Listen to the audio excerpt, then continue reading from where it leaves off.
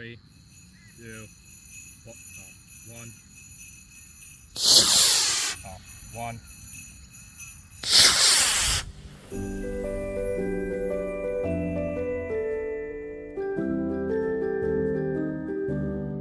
Oh shit.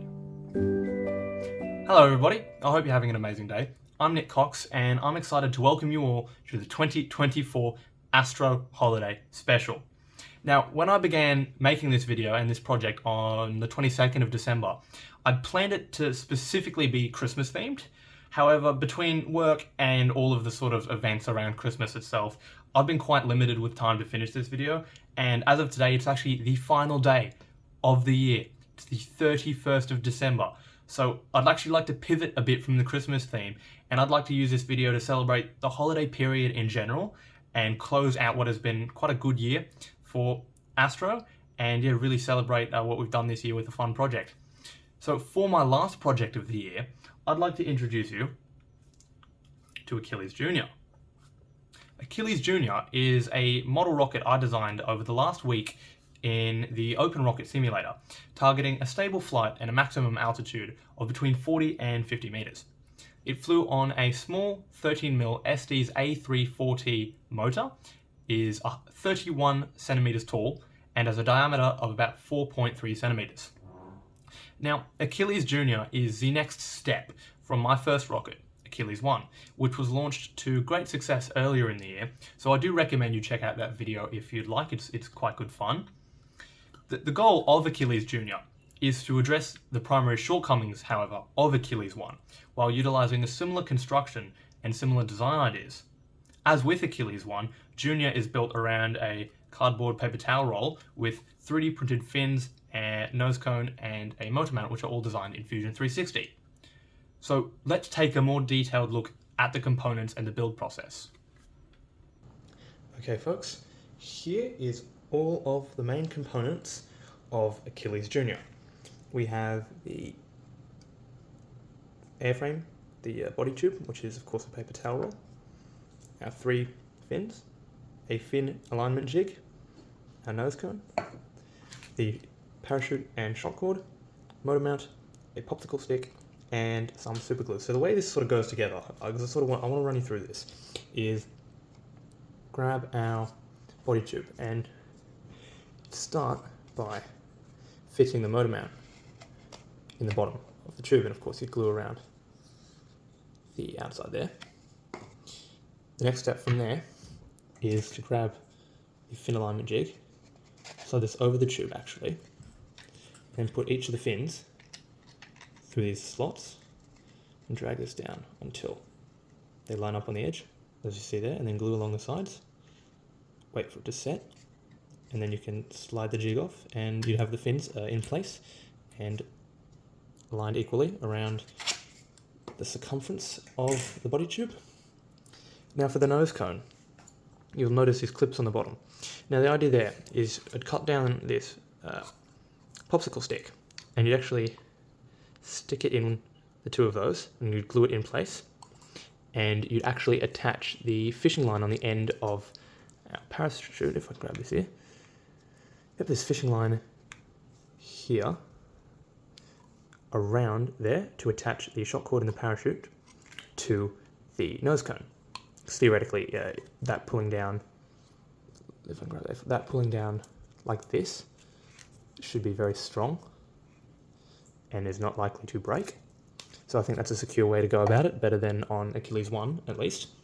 And of course the end of this shock cord, which is just some good elastic, taped and glued down in the top of the tube. So, and of course, based on the Open Rocket simulation, this will need about 10 grams of ballast, so I will need to go find some clay to stuff in the nose there before I glue this in.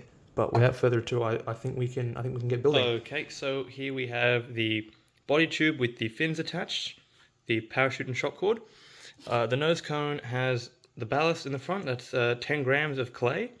Now that's been wrapped in cling wrap because the clay itself, I couldn't quite get that far to the tip of the nose without it sticking to my fingers, and it wouldn't stick to the walls.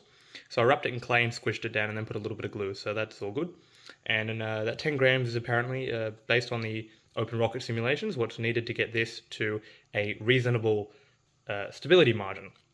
Now, of course, you can see I've got the paddle pop stick attached for the parachute to attach to. Sorry, the shock cord, I guess. The only issue being, you might notice, the motor alignment jig, the fin alignment jig is still on. And that's because it seems like in a couple of areas, the glue from the fins got on the jig, and despite using a knife to try and cut it off, I can't seem to. So I think what I'm going to have to do is come at it on the sides and pretty much just snip the thing apart, which is a shame, but it's what you got to do. I have noticed that for some reason or another, probably due to how I have the tape on the motor, there is a very slight angle there as well. Now I'm going to try and eliminate that as best as I can by moving around the tape. So we've got this Dyson fan here, and I had this sort of bright idea just before.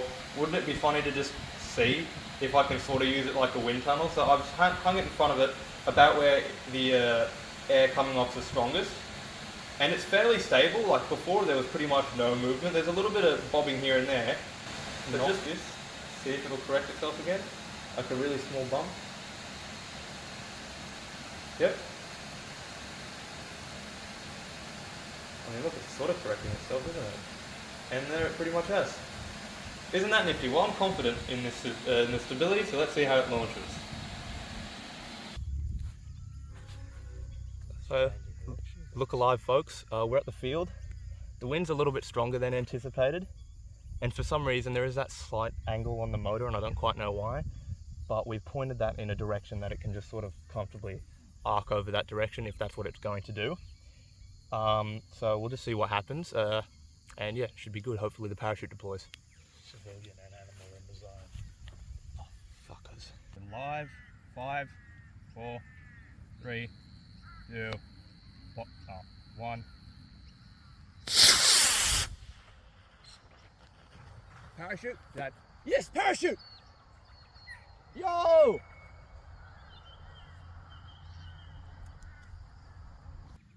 Live, 5, 4, 3, 2, 1. Parachute? Dad. Yes, parachute! Yo! Yes! Foo! Get in! Get in! In! Parachute deployment!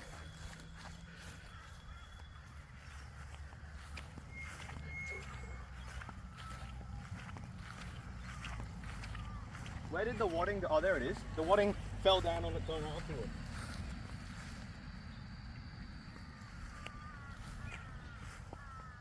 That's pretty cool.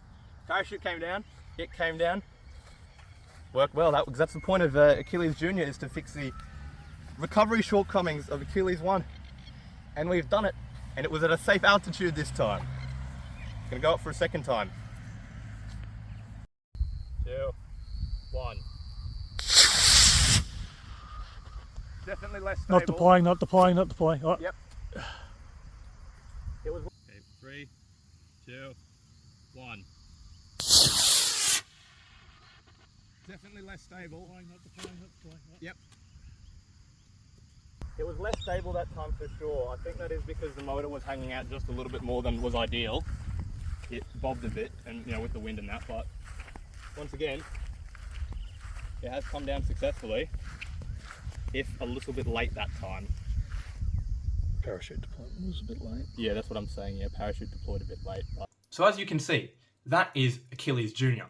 And as might be a bit obvious in my celebrations after each flight, I was really quite pleased with how it performed.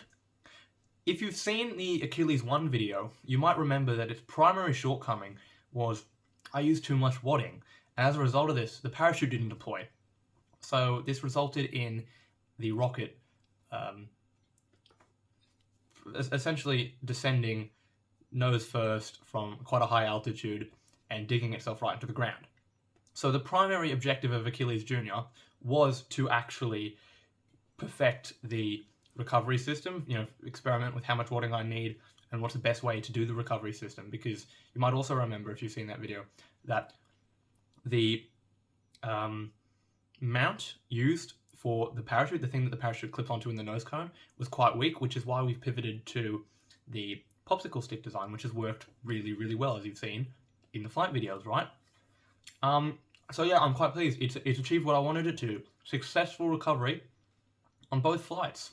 Now granted, the second flight did underperform a bit, and you can see that it flies less stable and goes to a lower altitude. And the reason behind this was the motor mount hadn't really recovered after the first flight. It was still a bit warm, so it was a little bit deformed. And what this meant was it was a bit harder to get the motor in as far as it should. So the rocket was just ever so slightly tail heavy, and, you know, or a bit more tail heavy, that is. And that resulted in the problem that we saw. So I think the big takeaway here is, for the future, it's important to maybe have, as a lot of kit model rockets do, right, store-bought kits, have a second layer, maybe a cardboard tube that goes into the motor mount that then you slip the motor into, so you don't have these issues with the heat affecting the actual mount itself and disrupting performance, as we've seen.